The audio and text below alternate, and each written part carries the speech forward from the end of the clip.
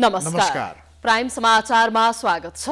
म दृष्टिवाणी थिताल र म सरोज कोइराला। सुरु गरौँ अहिलेसम्मका प्रमुख समाचारबाट। विगत 24 घण्टामा कोरोना संक्रमणबाट 16 जनाको मृत्यु। दैनिक थपिने संक्रमितको संख्या लगातार 5औं दिन 10,000 नाग्यो। संक्रमण दर बढेर 56.8% पुग्यो। काठमाडौँमा आजदेखि सवारीमा जोरबिजोर नियम लागू। यात्रुलाई झन शास्ति। यातायात व्यवसायी रुष्ट। सर्वसाधारण भने स्वास्थ्य मापदण्ड उल्लङ्घन गर्न मस्त। निर्वाचनबारे सत्तारूढ गठबन्धनभित्र मतभेद हुँदा आफू अनुकूल कानुनी व्याख्या। जेठ 5 भित्र स्थानीय निर्वाचन नगरे संवैधानिक सङ्कट आउने कानुनविदहरूको चेतावनी। भूकम्पपछि एकतर्फी खुलाइएको तातोपानी नाकामा चिनिया पक्षको मनपरी। आवत जावत बन्द गर्दा सयौं कन्टेनर अलपत्र। नेपाली व्यापारीलाई करोडौं रुपैयाँ घाटा। रेमिट्यान्समा आएको गिरावटले विदेशी मुद्राको सञ्चितिमा गम्भीर असर। आप्रवाह बढाउने र चुहावट रोक्ने सरकारको प्रयास। नीतिगत सुधार गर्न विज्ञहरूको सुझाव। संयुक्त राष्ट्रसङ्घद्वारा 70 जनाको मृत्यु हुने गरी हुथीले यमनको हिरासत केन्द्रमा गरेको हवाई आक्रमणको निन्दा। थप आक्रमण नगर्न आग्रह। र नेपाल एपिएफ क्लब आहा रारा गोल्ड कप फुटबल प्रतियोगिताको सेमी फाइनलमा प्रवेश। क्वार्टर फाइनलमा BYSC मिनेसोटा 3-1 गोल अन्तरले पराजित।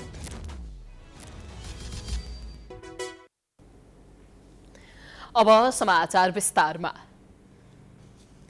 कोरोना संक्रमणबाट विगत 24 घण्टामा 16 जनाले ज्यान गुमाएका छन्। यो संख्या तेस्रो लहरको सबैभन्दा धेरै संख्या हो। दैनिक थपिने संक्रमितको संख्या आज लगातार 5औं दिन 10,000 नागेको छ। PCR परीक्षणतर्फ संक्रमण दर 56.8% पुगेको छ। एक रिपोर्ट। कोरोना संक्रमितको दैनिक संख्या 10,000 नागेको 5औं दिन मृत्यु हुनेको संख्या उच्च वृद्धि भएको छ। दैनिक 10,000 भन्दा धेरै संक्रमित थपिने क्रम लगातार 5औं दिनसम्म जारी रहँदा मृत्यु हुनेको संख्या 16 पुगेको हो। यसअघि लामो समयदेखि 5 जना भन्दा कम व्यक्तिको मृत्यु भइरहेको थियो। विगत 24 घण्टामा 16 जना संक्रमितको ज्यान गएको हो। पछिल्लो 3 दिनमा लगातार हरेक दिन 4 जनाले ज्यान गुमाएका थिए। तेस्रो लहर सुरु भए यता शुक्रबारसम्म 34 जनाको मृत्यु भएको थियो। मृत्यु हुनेहरूमा 88% खोप नलगाएका छन्। त्यसैगरी ज्येष्ठ नागरिक, प्रतिरोधात्मक क्षमता कम भएका एवं दीर्घरोगीले ज्यान गुमाइरहेको पाइएको छ। अहिलेसम्म कुल 11,651 जनाको कोरोनाका कारण मृत्यु भएको छ। आज 10,254 जनामा कोरोना संक्रमण पुष्टि भएको छ। 14,462 नमुनाको PCR टेस्ट गर्दा 8,312 र 5,725 नमुनाको एन्टिजेन टेस्ट गर्दा 2,042 गरी 10,254 जनामा संक्रमण पुष्टि भएको हो। यसरी हेर्दा PCR तर्फ संक्रमण दर बढेर 56.8% पुगेको छ। बुधबार 52.6 रहेको कोरोना संक्रमण दर पछिल्लो 2 दिनमा क्रमशः 47.9 र 47.3 थियो। नयाँ संक्रमितहरू मध्ये सबैभन्दा धेरै 21 देखि 30 वर्ष उमेर समूहका रहेका छन्।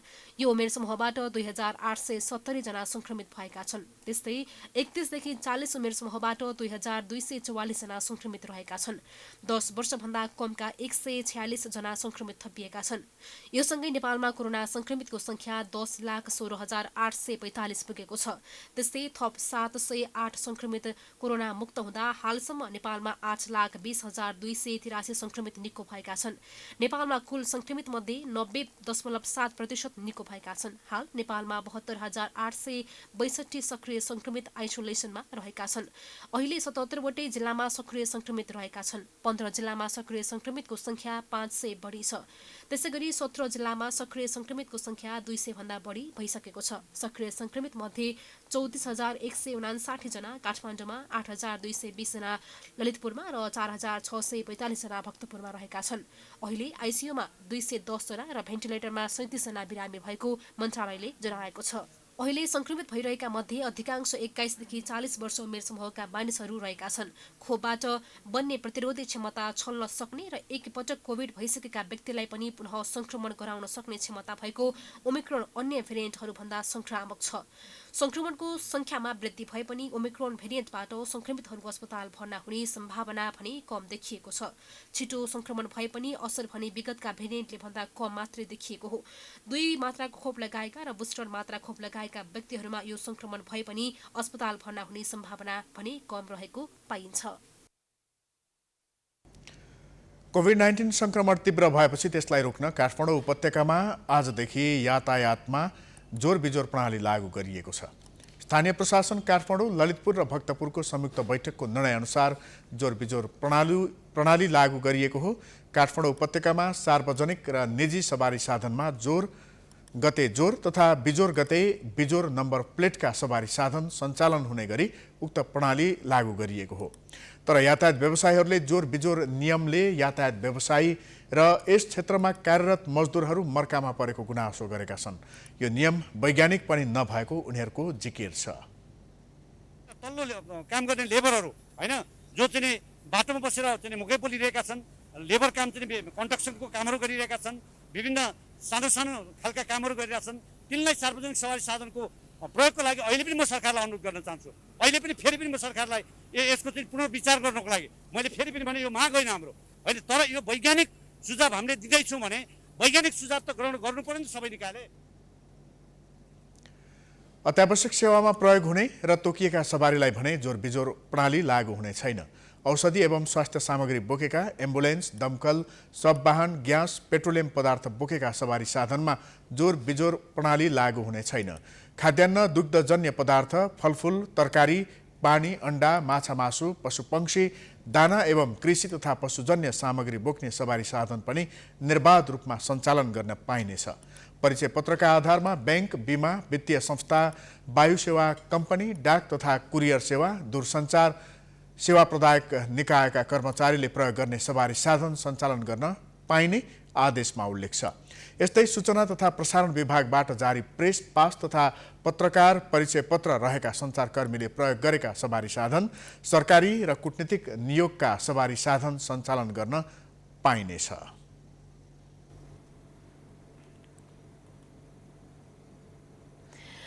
दैनिक संक्रमण दर र मृत्युदर समेत बढिरहँदा कोरोना भाइरसबाट जोगिनतर्फ भने कसैले पनि ध्यान दिएको पाइँदैन।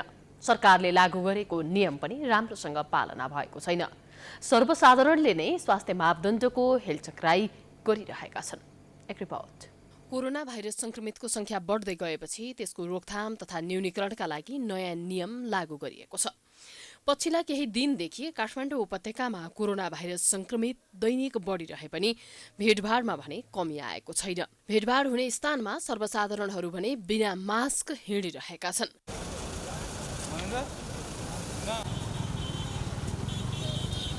यसरी हिँड्दा बस्दा सामान्य सावधानी अपनाएको समेत पाइँदैन। कतिले त सामान्य मास्क पनि नलगाई बसेको देखिन्छ, जसले गर्दा उनीहरू मात्रै होइन परिवार र छरछिमेक पनि उत्तिकै जोखिममा रहेको अनुमान गर्न सकिन्छ।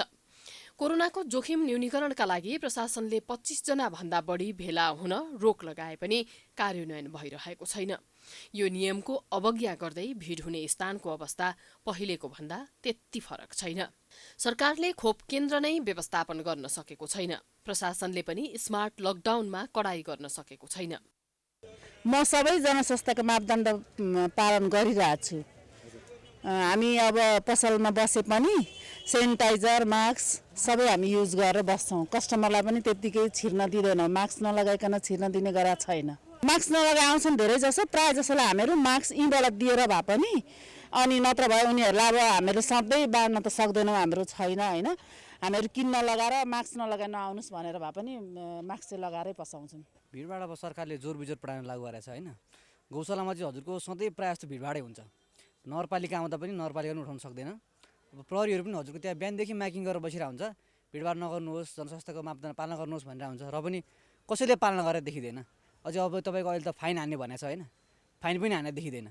अब हामी जोर बिजोर प्रणाली लागू गरेर सवारी साधन अलिक कम गरेको छ, र पनि अझै पनि भिडभाड अझै बढिरहेको छ क्या। त्यो त सरकारले कम गर्नु पर्यो नि त होइन। अनुगमन राम्रो भएको छैन यो। कोरोना भाइरसको संक्रमण रोकथामको अचूक उपाय मानिएको भौतिक दूरी कायम, मास्कको समुचित प्रयोग र सरसफाई लगायत गर्न अधिकांश नागरिकले आनाकानी गर्दै आएका छन्। भीड व्यवस्थापन गर्न नसकिए यस्ता ठाउँहरूबाटै मानिसहरूमा संक्रमण फैलन सक्ने खतरा छ। कोभिड महामारीका बीच मौसममा देखिएको प्रभावका कारण कोभिड जस्तै लक्षण भएका मानिसहरूको संख्यामा पनि वृद्धि देखिएको चिकित्सकहरूले बताएका छन्। काठमाडौँ उपत्यका सहित देशका विभिन्न स्थानमा कोभिड संक्रमण पुष्टि हुने क्रम दिनानुदिन बढ्दो क्रममा छ। यस्तो अवस्थामा सर्वसाधारण पनि सचेत बनेर स्वास्थ्य मापदण्ड पालना गर्नुपर्ने देखिन्छ।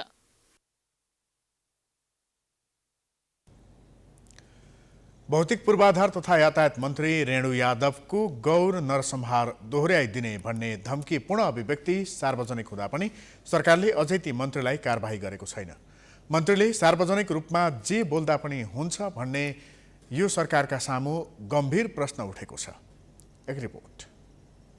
मन्त्री यादवले माघ 5 गते बुधबार रौतहटमा आयोजित सार्वजनिक कार्यक्रममा जनमत पार्टीका अध्यक्ष सीके राउतलाई लक्षित गर्दै गौर घटना दोहोर्याउने धम्की दिएकी हुन्। मन्त्री यादवको उक्त अभिव्यक्तिलाई लिएर सर्वत्र कारबाहीको माग भइरहेको छ। मन्त्री यादवको जनता समाजवादी पार्टीले मन्त्रीको धम्कीपूर्ण अभिव्यक्तिलाई लिएर स्पष्टीकरणसम्म सोधेको छैन। प्रधानमन्त्री शेरबहादुर देउवाले पनि शनिबारसम्म मन्त्री यादवको धम्कीपूर्ण अभिव्यक्तिलाई लिएर कुनै कदम चालेको छैनन्। यस विषयमा सरकारका प्रवक्ताले भने बेखबर रहेको जवाफ दिएका छन्। अब उहाँ मन्त्रीले के अभिव्यक्ति दिनुभएको छ त्यसको बारेमा मैले पूर्ण जानकारी नलिकन म सरकारको प्रवक्ता पनि भएको हिसाबले मैले मेरो आफ्नो व्यक्तिगत धारणा अहिले यहाँ तपाईँहरूको अगाडि राख्न उचित हुन्न। 2063 साल चैत 7 गते रौतहटको गौरमा तत्कालीन मधेसी जनअधिकार फोरमका कार्यकर्ताले आक्रमण गर्दा 27 जना माओवादी कार्यकर्ताको ज्यान गएको थियो। राजनैतिक दबावका कारण उक्त आक्रमणबाट ज्यान गएकाहरूको अनुसन्धान गरिएको फाइल अघि नबढाउँदा आरोप लागेका व्यक्तिलाई अहिलेसम्म कानूनी दायरामा ल्याइएको छैन। बहालवाला मन्त्रीले सार्वजनिक कार्यक्रममा बोलेको धम्कीपूर्ण विषयमा प्रधानमन्त्रीले कारबाही गर्छन् गर्दैनन् भन्ने आम जिज्ञासा उत्पन्न भएको छ। सरकारले आफ्नो शाख जोगाउन र बेलगाम मन्त्रीलाई लगाम लगाउन कारबाही गर्न ढिलो गर्नुहुन्न।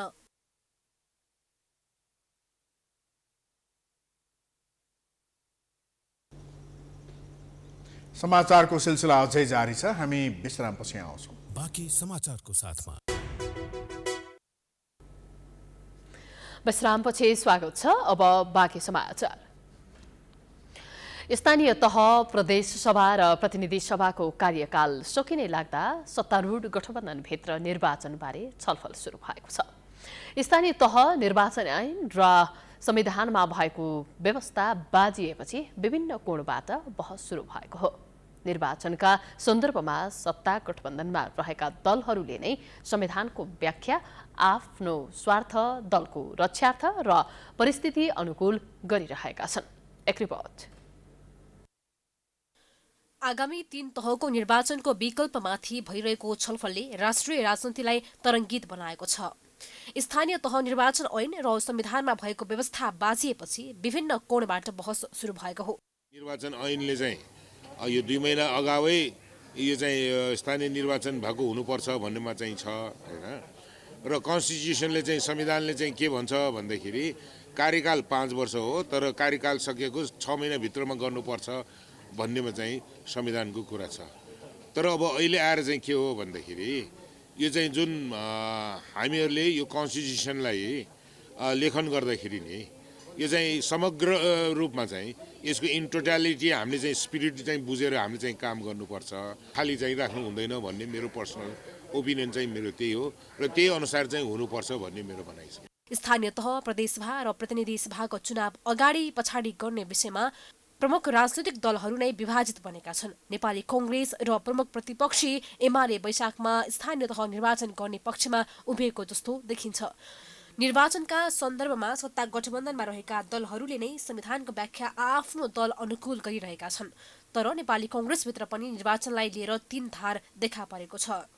एक पक्षको भनाइ चाहिँ के छ भने पहिला स्थानीय तहको निर्वाचन हुनु पर्यो, अनि संसदीय निर्वाचन एज पर शेड्युल हुनु पर्यो भन्ने तर्क छ भने केही साथीहरूको भनाइ चाहिँ होइन यो हाउसै चलेको छैन, त्यो हुनु पर्यो, के अरे संसदीय निर्वाचन पहिला हुनु पर्यो भन्ने छ।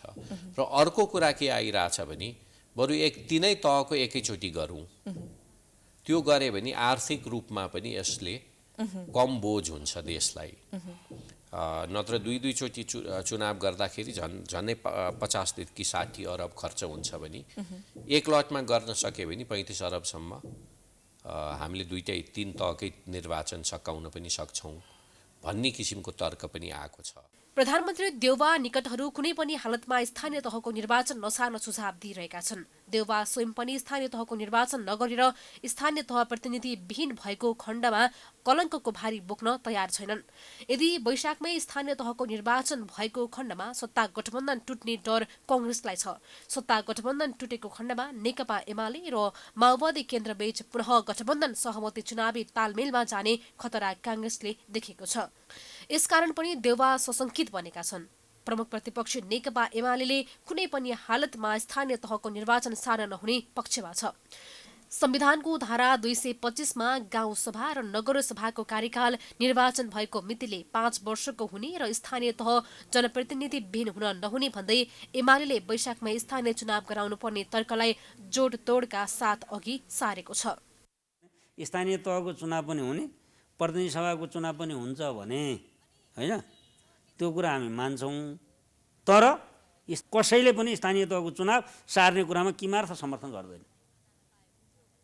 यो त हामीले शान्तपूर्वक शालीनतापूर्वक सरकारलाई भनेका छौँ। यदि सरकारले त्यसो गर्छ भने हामी सारा कुरा यसमा केन्द्रित गर्छौँ र सरकारलाई यो ठुलो भारी पर्नेछ। माओवादी केन्द्रका अध्यक्ष पुष्पकमल दाहाल प्रचण्डले वैशाखमा प्रतिनिधि सभा र मङ्सिरमा स्थानीय निर्वाचन गर्ने प्रस्ताव राखेका छन्। प्रचण्डले एक्लै स्थानीय तहको चुनावमा जाँदा तल्लो तहबाट नै माओवादी केन्द्र कमजोर हुँदै जाने बुझेका छन्। माओवादी केन्द्र जनतामाझ कमजोर बन्दै गएको अवस्थालाई बुझेर नै अनेक तिकडम प्रयोग गरेर पार्टीको अस्तित्व बचाउने दाउमा प्रचण्ड छन्। नेकपा यसका अध्यक्ष माधव कुमार नेपाल पनि तिनै तहको चुनाव एकैपटक गर्ने पक्षमा उभिएका छन्। गठबन्धन सहित तिनै तहको निर्वाचनमा जाँदा प्रत्यक्ष लाभ लिन सकिने र पार्टीको अस्तित्व पनि बस्ने दाउमा नेपाल रहेका छन्। सत्ता गठबन्धनका 5 दल स्थानीय तहको निर्वाचनपछि धकेलेर प्रतिनिधि सभा निर्वाचन अघि सार्ने वा तिनै तहका निर्वाचन एकैपटक गर्ने विभिन्न विकल्पमा अहिले छलफलमा जुटेका छन्।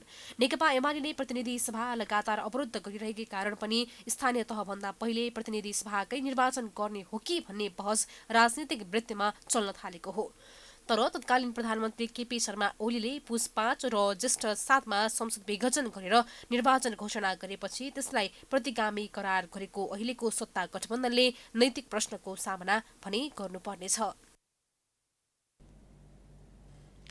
सत्तारूढ गठबन्धनले अगाडि सारेको 3 तहको निर्वाचन एकैपटक गर्ने प्रस्तावप्रति प्रतिपक्षी दल नेकपा एमाले आपत्ति जनाएको छ। निर्वाचन आयोगले प्रस्ताव गरेकै मितिमा स्थानीय तहको निर्वाचन आगामी वैशाखमै हुनुपर्ने भन्दै एमाले यदि उक्त मिति टार्ने षड्यन्त्र भएमा सडक सङ्घर्षबाट जनदबाव सिर्जना गर्ने चेतावनी दिएको छ। एक रिपोर्ट। प्रमुख प्रतिपक्षी दल नेकपा एमाले सत्तारूढ गठबन्धनले अगाडि सारेको पहिले प्रतिनिधि सभाको र त्यसपछि स्थानीय तहको निर्वाचन गर्ने भन्ने भनाइप्रति असहमति जनाएको छ। एमाले गठबन्धनको यो प्रस्ताव तिनै तहको निर्वाचन नगर्ने षड्यन्त्रको रूपमा अगाडि सारेको जालसाजीको रूपमा लिएको छ। साथै संविधान ऐन कानुन विपरीत यो एजेन्डा सत्तारूढ गठबन्धनले अगाडि सारेको दावी गरेको छ। यदि समयमा चुनाव नगरे सडक सङ्घर्षको बलमा जनदबाव सिर्जना गरेर अगाडि बढ्ने एमालेको चेतावनी छ।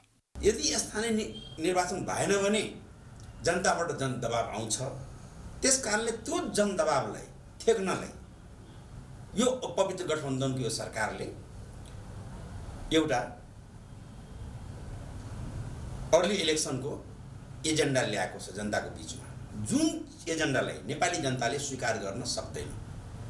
यदि उहाँहरूले अब तुरुन्तै स्थानीय निकायको निर्वाचन घोषणा गर्नु भएन भने हामी वास्तवमा सडकबाट चाहिँ दबाब चाहिँ दिन्छौँ।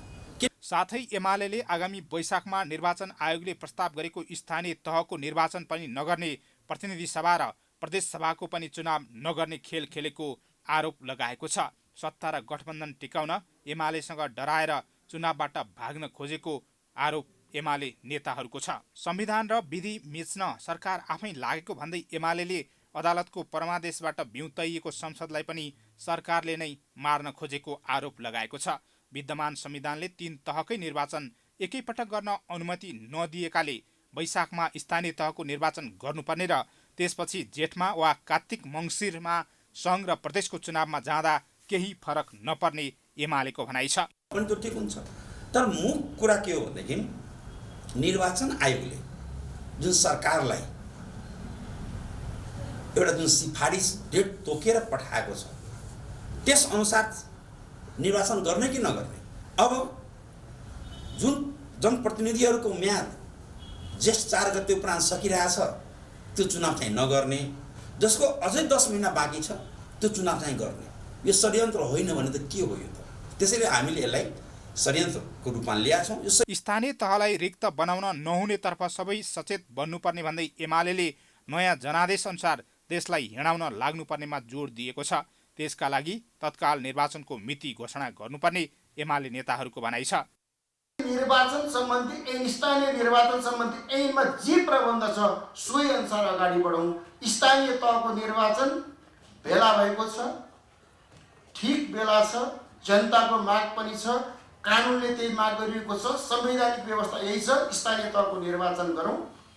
त्यस पछाडि बाँकी निर्वाचनको सन्दर्भमा सम्मानित सर्वोच्च अदालतको फैसला मान्छ कि मान्दैन परमादेशबाट। लोकतान्त्रिक व्यवस्थालाई स्थापित गर्न हरेक लोकतान्त्रिक देशहरूले अवलम्बन गर्ने आवधिक निर्वाचनलाई नेपालले पनि अंगीकार गर्दै आएको छ।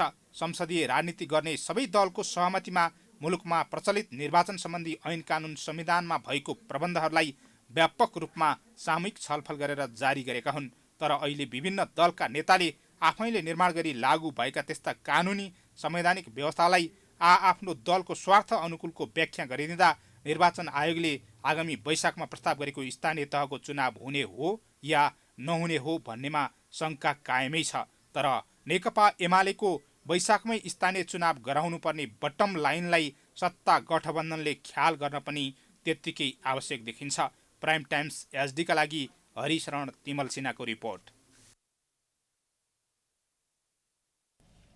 सत्तासीन दलहरू विभिन्न बहानामा स्थानीय निर्वाचन पर सार्ने रणनीतिमा रहेको अवस्थामा संवैधानिक कानूनका जानकारहरूले जेठ 5 अघि नै स्थानीय तहको निर्वाचन भइसक्नुपर्नेमा जोड दिएका छन्। उक्त संवैधानिक सीमाभित्र स्थानीय कार्यपालिका, न्यायपालिका र व्यवस्थापिकाले पूर्णता नपाए वैधानिक सङ्कट आउने कानूनविदहरूको धारणा छ। एक रिपोर्ट। सत्ता गठबन्धनमा रहेका दलहरू असोजमा तेस्रो चरणमा भएको निर्वाचनलाई आधिकारिक मानी संविधानको धारा 225 को व्यवस्थालाई टेकेर फागुनसम्म निर्वाचन धकेल्ने दाउमा छन्। संविधानको धारा 225 मा गाउँसभा र नगरसभाको कार्यकाल निर्वाचन भएको मितिले 5 वर्षको हुनेछ। त्यस्तो कार्यकाल समाप्त भएको 6 महिनाभित्र अर्को गाउँ र नगरसभाको निर्वाचन सम्पन्न गर्नुपर्नेछ भनिएको छ। तर स्थानीय तह निर्वाचन ऐन 2073 मा स्थानीय तहको पहिलो चरणको निर्वाचन भएको मितिलाई आधार मानिने प्रष्ट व्यवस्था छ। ऐनमा गाउँसभा र नगरसभाको पदावधि सकिनुभन्दा 2 महिना अगावै निर्वाचन गरिसक्नुपर्ने व्यवस्था छ। सरकारमा रहेका दलहरू संविधानको अमूर्त व्यवस्थालाई आफू अनुकूल व्याख्या गरी निर्वाचनबाट भाग्न चाहन्छन्। संवैधानिक कानूनका जानकारहरू भने सरकारले संविधानको अपव्याख्या गरी आफ्नो जिम्मेवारीबाट भाग्न खोजेको आरोप लगाउँछन्। स्थानीय निर्वाचनको मिति तोक्ने बेला आइसकेको छ। अब मिति तोक्नै पर्ने एउटा कानुनी र संवैधानिक बाध्यता छ। स्थानीय तहको कार्यकाल अब समाप्त भइसकेको छ र जेठ 5 गते भित्रै स्थानीय तहको निर्वाचन हुनै पर्ने एउटा कानुनी र संवैधानिक बाध्यताको कन्टेक्स्टमा अब अहिले आएर यो अर्को छापको होइन सांसदको पार्टीको चुनाव त्यही एउटै मितिमा गरौँला, एउटै प्याकेजमा गरौँला, त्यो भनेको एउटा मलाई लाग्छ यो लोकतन्त्र विरुद्धको एउटा षड्यन्त्र। संविधानविदहरू संविधानको सकारात्मक व्याख्या हुनुपर्ने बताउँछन्। साथै संविधानको कुनै व्यवस्था लागू गर्दा त्यसमा संविधानका सबै धाराहरू समान रूपले आकर्षित हुने उनीहरू बताउँछन्। त्यस्तै संविधान कार्यान्वयन गर्दा सार्वभौम सत्ताको अधिकारलाई नियन्त्रण र सन्तुलन गर्न नपाइने जानकारहरूको धारणा छ। तर सत्ता गठबन्धनले संविधानको व्याख्या जुन रूपमा गर्दैछ यसले संविधानका यी तीनवटै प्रावधान उल्लङ्घन हुने मात्रै होइन, यसले संवैधानिक सङ्कट नै पैदा हुने अधिवक्ता टीकाराम भट्टराईको तर्क छ। कानुनले स्थानीय तह निर्वाचन ऐनले प्रष्ट रूपमा चरणमा निर्वाचन छ भने पहिलो चरणको लाई नै आधिकारिक मान्नुपर्छ भन्ने कुरा भनेको हुनाले त्यसमा कुनै दुविधै छैन। शासकीय सुविधा र सत्ता स्वार्थका लागि व्याख्या गर्ने कुरा अलग हो, तर संविधानको व्याख्या गर्दा सत्ता स्वार्थ र शासकीय सुविधाभन्दा माथि उठेर गर्नुपर्छ। हामीले जेठ 5 भित्र नयाँ स्थानीय सरकारको कार्यपालिका, व्यवस्थापिका र न्यायपालिका तीनवटै छ त्यहाँ। त्यो दिन सकेनौँ भने रिक्तता हुन्छ, त्यो रिक्तताले हाम्रो डेमोक्रेसी खतरामा पर्छ। स्थानीय तहको निर्वाचनसँग गठबन्धनको भविष्य समेत जोडिएकाले निर्वाचनको मिति घोषणाको विषय यति धेरै जटिल बन्न पुगेको हो।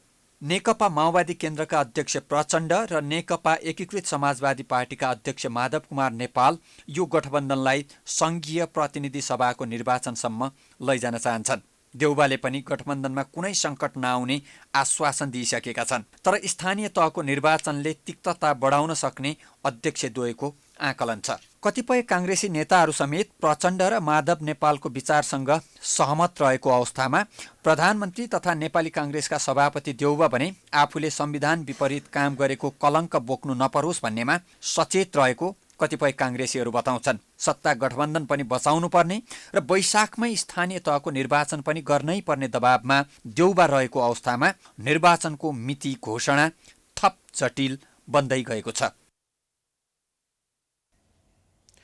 तिनै तहको निर्वाचनको कुराले यति बेला राजनीतिक क्षेत्रमा तरङ्ग ल्याएको छ। यसै सन्दर्भमा आज रिपोर्टर्स क्लब नेपालले साक्षात्कार आयोजना गरेको थियो, जहाँ विभिन्न धारणा आएका छन्। कसले के भने त हेरौँ आजको आम विचारमा।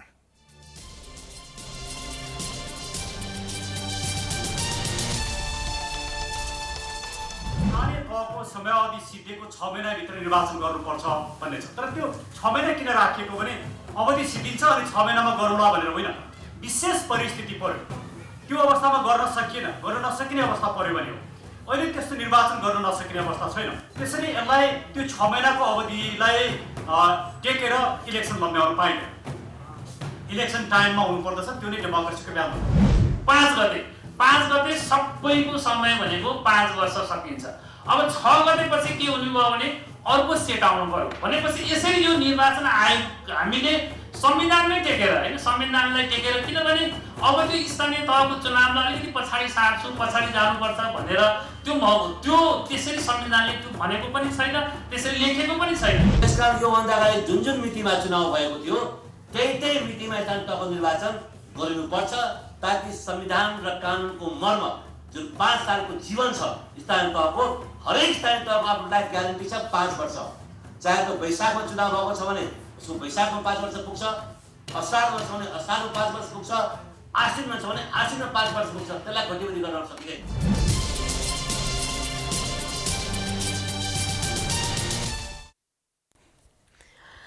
ओम शान्ति धर्मावलम्बीहरूले नयाँ सत्ययुगी संसार स्थापना हुन लागेको भन्दै संसार परिवर्तन हुने दावी गरेका छन्।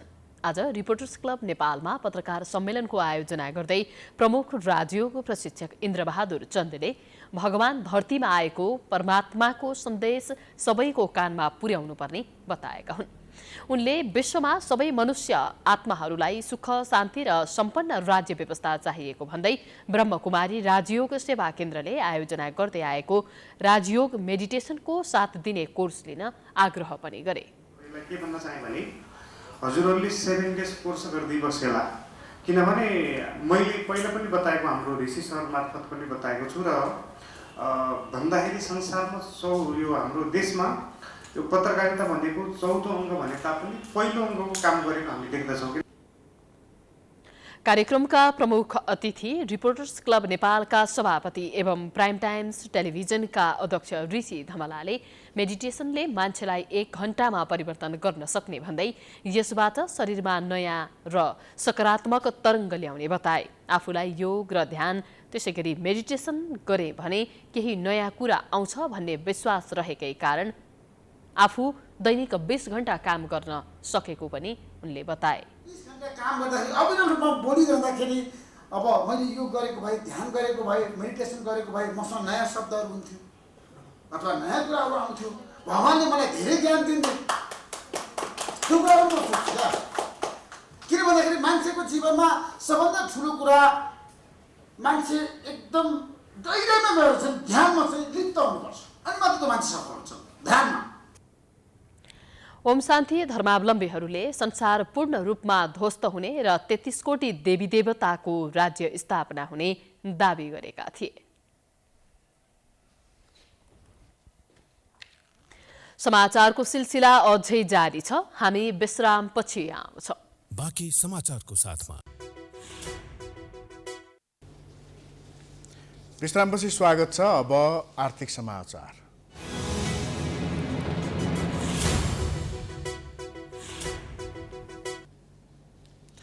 भूकम्पको 4 वर्षपछि एकतर्फी आयातका रूपमा मात्रै खुलाइएको तातोपानी नाका चिनिया मनोमानीका कारण कहिले खुल्ने र बन्द हुने गरेको छ।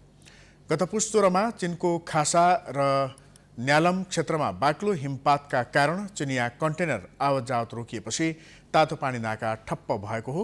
बन्दका कारण सयौं कन्टेनर चीनमै थन्किँदा व्यापारीले करोडौं रुपैयाँ घाटा सहनु परेको छ।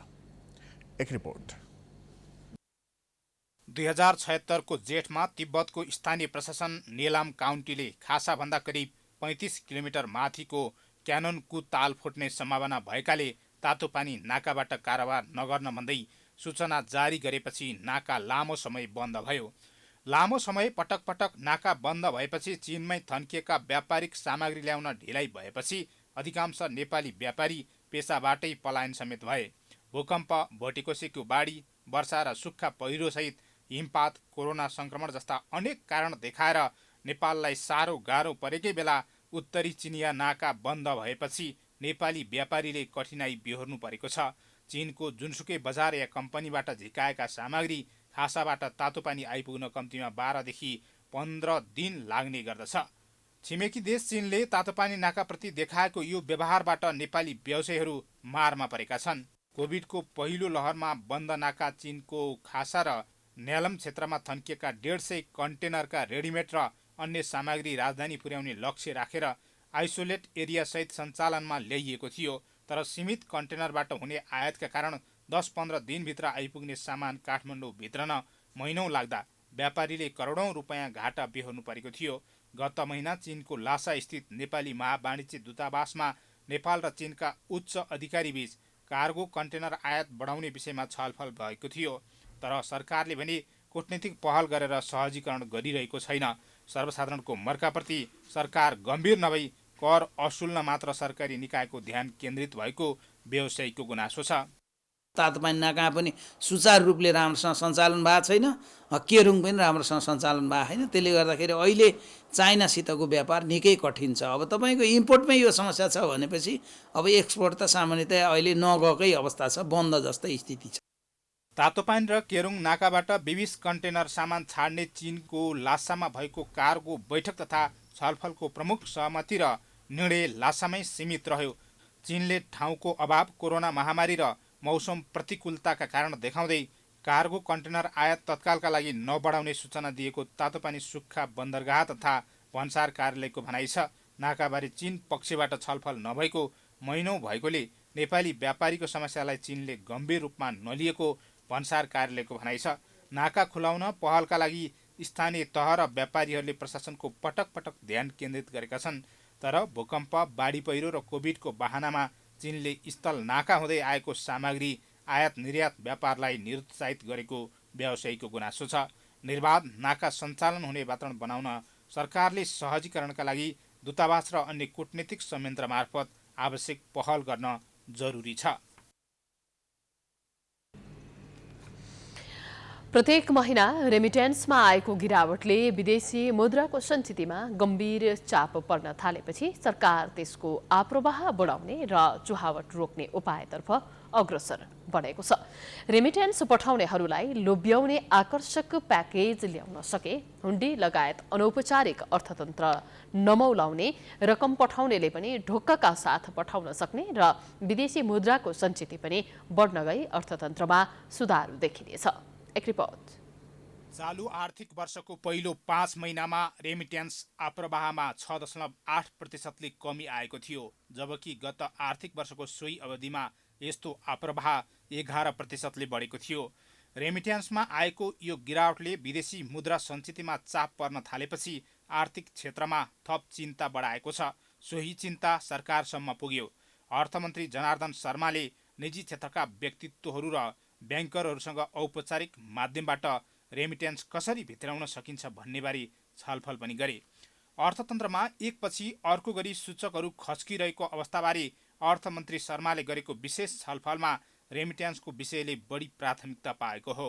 विदेशी मुद्रा बढाउने पर्यटन सेवा आय ठप्प रहेको छ। अब रेमिट्यान्स पठाउनेहरूलाई आकर्षक प्याकेज दिने किसिमको सरकारी नीतिमा सबैको जोड रह्यो। औपचारिक माध्यमबाट आउन नसकेको रेमिट्यान्स आकर्षित गर्न ती विदेशी देशका ब्याङ्कहरूसँग सहकारीको नीति लिनुपर्ने र सरकारले अनुदानका साथै अन्य प्याकेज दिएर ब्याङ्किङ च्यानलबाट पैसा आउने वातावरण बनाउनु पर्ने यस क्षेत्रका विज्ञहरूको भनाइ छ।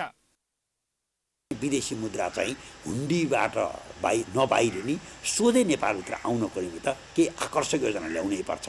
कारण नेपालमा चाहिँ अब विदेशी मुद्राको सञ्चितको अवस्था अलिकति घट्दै गएको छ।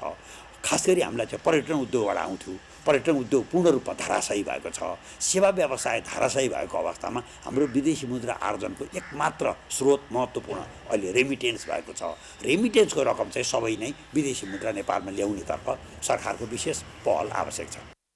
कतिपय हुन्डीबाट भइरहेको कारोबारलाई नियन्त्रण गर्न सरकारले वैदेशिक रोजगारीमा गएकालाई प्रलोभन देखाएर औपचारिक माध्यमबाट रेमिट्यान्स पठाउने नीति ल्याउनु पर्नेछ। अनौपचारिक अर्थतन्त्रबाट भन्दा बढी रकम नेपाल भित्र्याउने गरी सर्वसाधारणलाई लाभ दिन सकिएमा रेमिट्यान्स आउने क्रम ह्वात्तै बढ्ने अर्थ क्षेत्रका जानकारहरू बताउँछन्। विप्रेषण कहाँबाट चुहावट भएको छ भन्ने त्यो कुराहरू पत्ता लगाउन त्यसलाई बरु प्रति डलर ब्ल्याक मार्केटमा त्यो हुन्डीमा पैसा पठाउँदाखेरि यहाँ 120 रुपियाँ 19 रुपियाँ पाछ भने 122 रुपियाँ उसले दिएछ भने 123 रुपियाँ सरकारले दिए हुन्छ। खाडी मुलुक र मलेसियामा नै हो नेपालीहरू करिब 35 लाखको युवा जनसङ्ख्या त्यहाँ छ। त्यहाँ चाहिँ नेपाल सरकारले कूटनैतिक पहलको माध्यमद्वारा नेपाली बैङ्किङ पद्धतिबाट रेमिटेन्स नेपालभित्र हुन सकिएन। यो कुरो हामीले मान्नै पर्छ। नेपालका बैङ्कहरूको त्यहाँ चाहिँ सजिलै ब्रान्च खुल्न सक्दैन। तर नेपाल सरकारले, नेपाल राष्ट्र बैङ्कले विशेष पहल गरेर त्यही खाडी मुलुकका बैङ्कहरूसँग, मलेसियाका बैङ्कहरूसँग हाम्रो नेपाल राष्ट्र बैङ्कले, अर्थ मन्त्रालयले विशेष एमओयू गरेर नेपालीहरूको चाहिँ अर्निङ, नेपालीहरूको आय नेपाली बैङ्किङ माध्यमद्वारा नै सङ्कलन गर्न सकिने प्रणालीमा जानुपर्छ। यता हुन्डीको कारोबारबाट ठगिएको, लुटिएको पनि प्रशस्तै सुन्ने गरिएको छ। त्यसकारण रेमिट्यान्स रकम पठाउनेले पनि आफ्नो सुरक्षाका लागि औपचारिक माध्यमको प्रयोग गर्नु बुद्धिमानी हुनेछ। सरकारले 10 देखि 12% प्रतिफल दिने गरी नीति बनाउने हो भने वैदेशिक रोजगारीमा गएकाहरूले जोखिम मोलेर अन्यत्र लगानी नगर्ने धेरैको सुझाव छ। रेमिट्यान्सको लिकेज रोक्न सरकारले नीतिगत तहमा सुधार गर्नु नै बुद्धिमानी हुनेछ। प्राइम टाइम्स एचडीका लागि क्यामेरामा आशिष खनालका साथ हरिशरण नेउपाने, काठमाडौँ। अब अन्तर्राष्ट्रिय समाचार।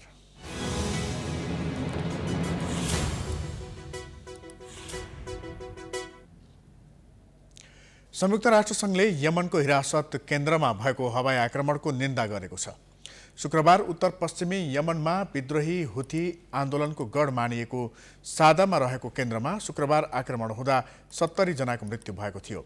उक्त घटनाको संयुक्त राष्ट्रसङ्घका महासचिव एन्टोनियो गुटेरेसले एक विज्ञप्ति जारी गर्दै निन्दा गरेका हुन्। उनले यस्तो आक्रमण रोक्न आग्रह गरेका छन्। साउदी नेतृत्वको सैन्य गठबन्धनले सोमबार हमला गरेसँगै हुथी विद्रोहीले पनि जवाफ हमलाहरू बढाएको हो। तर गठबन्धनले हमला गरेको अस्वीकार गरेको छ। कारागारमा भएको आक्रमणको विभिन्न मानवाधिकारवादी सङ्घ संस्थाहरूले निन्दा गरेका छन्। साउदी नेतृत्वको गठबन्धन सेनाले सन् 2015 देखि हुथी विद्रोहीसँग लडिरहेको छ। लडाईँका कारण 10,000 भन्दा बढी बालबालिका सहित अरू 10,000 सर्वसाधारण मारिएका छन्।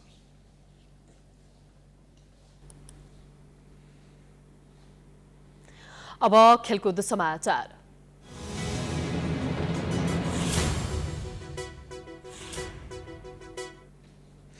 विभागीय टिम नेपाल एफिएफ क्लब 20औं संस्करणको आहार रारा गोल्ड कप फुटबल प्रतियोगिताको सेमिफाइनलमा प्रवेश गरेको छ। शनिबार भएको पहिलो क्वार्टर फाइनलमा बीवाईएससी मिनेसोटा युएसलाई 3-1 गोल अन्तरले हराउँदै एफिएफ अन्तिम चरणमा पुगेको हो। पोखरा रङ्गशालामा भएको खेलमा 1 गोलको अग्रता उल्टाएर एफिएफले जित निकालेको हो। पहिलो हाफ गोलरहित बराबरीमा सकिएको खेलको दोस्रो हाफको सुरुवातमै बीवाईएससीले अग्रता बढाएको थियो।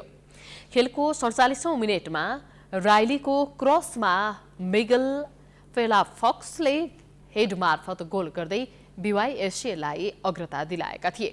तर खेलको 70औं मिनेटमा आवास लामिछानेले पेनाल्टीमा गोल गर्दै एफिएफलाई 1-1 गोलको बराबरीमा फर्काएका थिए।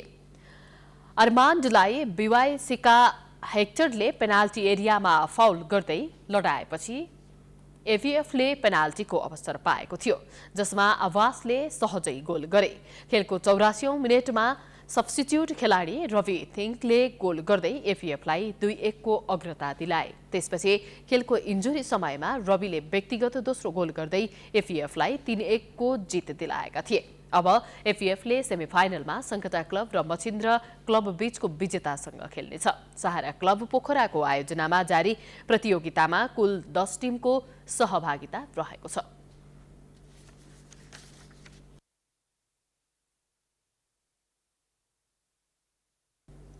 यो सँगै हामी समाचारको अन्त्यमा आइपुगेका छौँ। जाँदा जाँदै प्रमुख समाचार पुनः एकपटक। विगत 24 घण्टामा कोरोना संक्रमणबाट 16 जनाको मृत्यु, दैनिक थपिने संक्रमितको संख्या लगातार 5औं दिन 10,000 नाग्यो। संक्रमण दर बढेर 56.8% पुग्यो। काठमाडौँमा आजदेखि सवारीमा जोरबिजोर नियम लागू, यात्रुलाई झन शास्ति। यातायात व्यवसायी भ्रष्ट, सर्वसाधारण भने स्वास्थ्य मापदण्ड उल्लङ्घन गर्नमै मस्त। निर्वाचनबारे सत्तारूढ गठबन्धनभित्र मतभेद हुँदा आफू अनुकूल कानुनी व्याख्या। जेठ 5 भित्र स्थानीय निर्वाचन नगरे संवैधानिक सङ्कट आउने, कानुनविदहरूको चेतावनी। भूकम्पपछि एकतर्फी खुलाइएको तातोपानी नाकामा चिनिया पक्षको मनपरी आवत जावत बन्द गर्दा सयौं कन्टेनर अलपत्र, नेपाली व्यापारीलाई करोडौं रुपैयाँ घाटा। रेमिट्यान्समा आएको गिरावटले विदेशी मुद्राको सञ्चितमा गम्भीर असर, आप्रवाह बढाउने र चुहावट रोक्ने सरकारको प्रयास, नीतिगत सुधार गर्न विज्ञहरूको सुझाव। संयुक्त राष्ट्रसङ्घद्वारा 70 जनाको मृत्यु हुने गरी हुथीले यमनको हिरासत केन्द्रमा गरेको हवाई आक्रमणको निन्दा, थप आक्रमण नगर्न आग्रह। र नेपाल एपीएफ क्लब आहा रारा गोल्ड कप फुटबल प्रतियोगिताको सेमिफाइनलमा प्रवेश, क्वार्टर फाइनलमा बीवाईएससी मिनेसोटा 3-1 गोल अन्तरले पराजित।